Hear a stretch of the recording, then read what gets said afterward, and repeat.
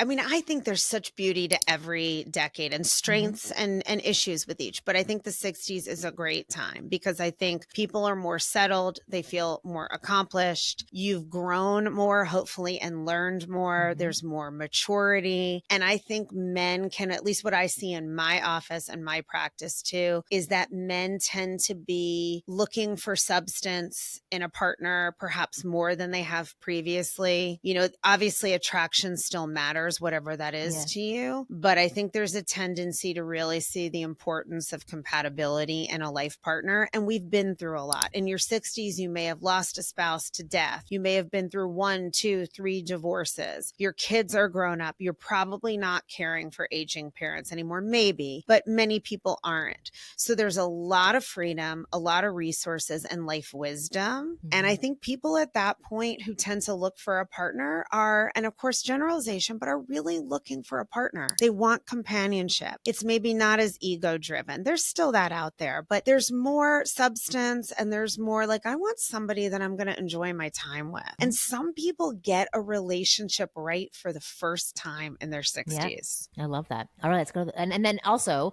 on the flip side for women, who's looking to date a 60 or who's open to dating a 60-year-old then? Is a woman in their 20s open to it? Is a woman in their 30s? Like who? I mean, if and you're, again, I'm not saying what's the appropriate because I don't want to put a label. Yeah. I mean, if you're like, what's his name from the Patriots? Yeah, right. I think his girlfriend's like 28 and he's like 70. I think he's in his 80s or something.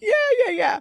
But I mean, I think those are exceptional circumstances. I think for the most part, I think there's about the older you get, the more of a gap can be tolerated. And this actually corresponds to developmental maturity. So somebody at 35 and 65, there's a big age gap, but obviously that's much different from 5 and 35, right? As we get older and more mature. So I think that for the most part, you're probably not going to find that many women who want to date a man in his 60s if they're in their 30s, but it's out there. I tend to think of it as mostly like maybe a 20-year gap at that point. Yeah, I agree 40s. with you. And the majority of people are meeting online right now, especially if you're absolutely. And so I say this to my clients all the time that I don't know many women, even in their 40s, who like to click that box of I'm interested in guys who are in their 60s. Meaning in person is a totally different story, right? But online specifically, and what happens because they don't get shown, right? So they don't get